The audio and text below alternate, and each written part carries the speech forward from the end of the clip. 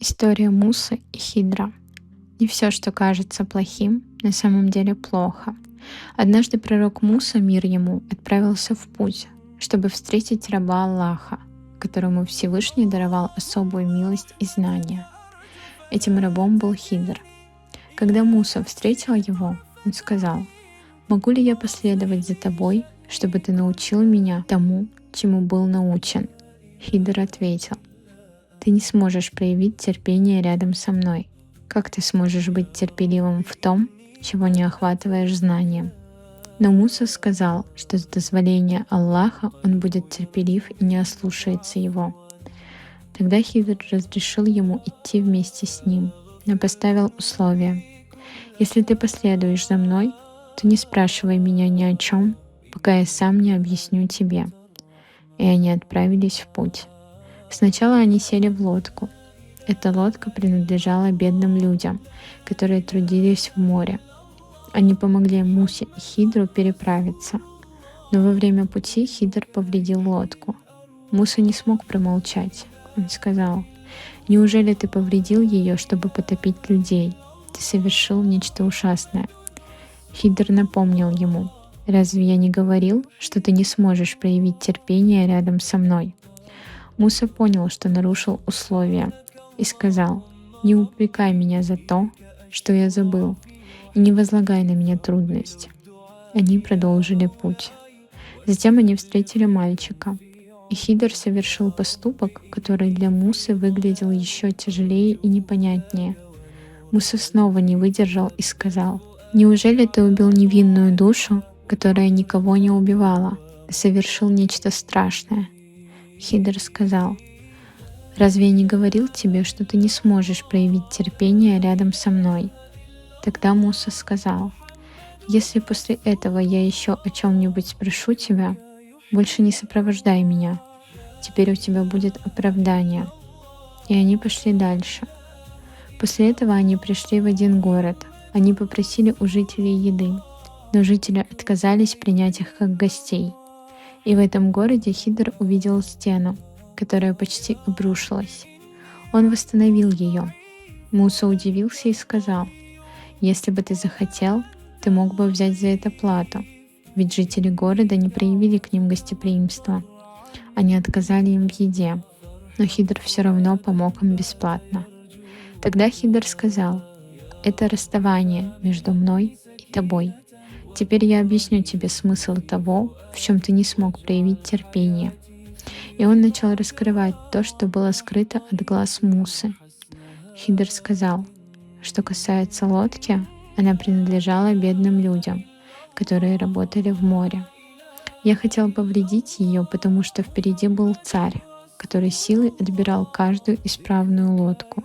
То, что выглядело как вред, на самом деле было спасением. Если бы лодка осталась целой, ее забрали бы. Но из-за небольшого повреждения она осталась у бедных людей. Иногда Аллах допускает малую потерю, чтобы спасти человека от большой потери». Затем Хидр объяснил второе событие. Он сказал, что родители того мальчика были верующими людьми, и было знание от Аллаха о том, что этот мальчик в будущем мог причинить им тяжелое испытание в вере и привести их к непокорности и неверию. Аллах пожелал заменить его для них тем, кто будет чище, милостивее и лучше для них. Это было трудно понять человеческим разумом, но Аллах знает то, чего не знаем мы. Человек видит только сегодняшний день, а Аллах знает и начало, и конец, и то, к чему приведет каждый путь. Затем Хидр объяснил третье событие. Он сказал: что касается стены, она принадлежала двум мальчикам-сиротам в этом городе. Под ней был клад, который принадлежал им. Их отец был праведным человеком, и твой Господь пожелал, чтобы они достигли зрелости и сами достали свой клад, по милости твоего Господа. Стена была восстановлена не ради неблагодарных жителей города. Она была восстановлена ради двух сирот. Если бы стена упала раньше времени, клад могли бы найти чужие люди и забрать его. Но Аллах сохранил имущество сирот из-за праведности их отца. И в конце Хидр сказал важные слова: Я не делал этого по своему решению. То есть все эти действия были не его личным желанием. За ними стояла мудрость Аллаха.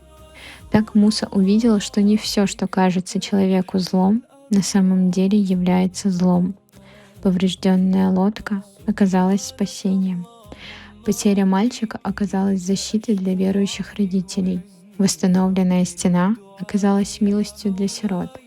Эта история учит нас. Человек не всегда понимает мудрость того, что происходит.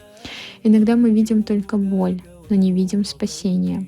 Иногда мы видим потерю, но не знаем, от чего Аллах нас защитил. Иногда мы видим задержку, отказ или закрытую дверь, но не знаем, какая милость скрыта за этим. Муса, мир ему, был пророком Аллаха, но даже он не знал скрытой мудрости этих событий, пока Аллах не раскрыл ее через Хидра. А значит, и мы не должны спешить с выводами о том, что происходит в нашей жизни. Не все, что ты не понимаешь сейчас, плохо. Не все, что причиняет боль сегодня, лишено мудрости. И не каждая потеря — настоящая потеря. Иногда Аллах забирает, чтобы сохранить. Иногда задерживает, чтобы дать в лучшее время. Иногда закрывает дверь, потому что за ней было то, что могло разрушить тебя. Ты видишь только часть истории, а Аллах видит ее полностью. И в этом урок истории Мусы и Хидра.